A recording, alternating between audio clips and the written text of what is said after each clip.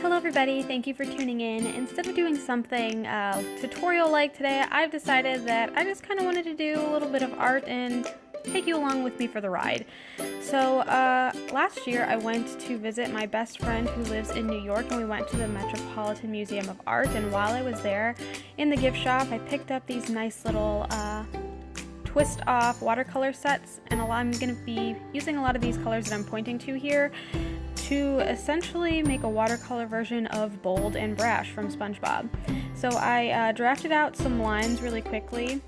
I have a second set of watercolors in case I need some backup, a ton of paintbrushes in various shapes and sizes, and I was pretty much ready to get to work. I picked up this watercolor paper pad from Walmart. It wasn't too expensive, and I really wish I would have erased these lines before I started, but I guess I got sidetracked and just taped down my work and got started. The cat's gonna make a nice little appearance here every now and then, so please enjoy her adorableness. I started with this orange color and it just wasn't coming off, so I ended up moving to the darker one and just started with the background. I ended up doing a wet on wet technique for this because I thought it filled the space a little bit quicker, and I also used that bright yellow, and I did use a reference image for all of this, of course.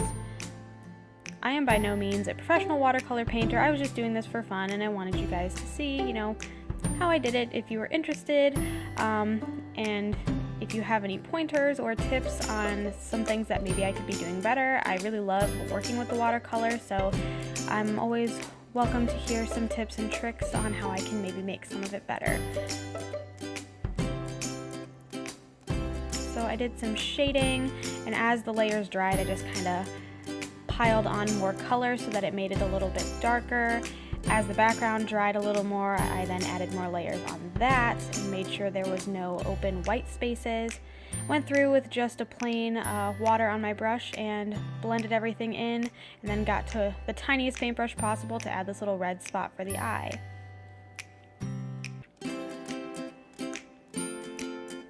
I actually did have a lot of fun doing this, and of course, even though I taped it down, it's still kind of warped a little bit on the side.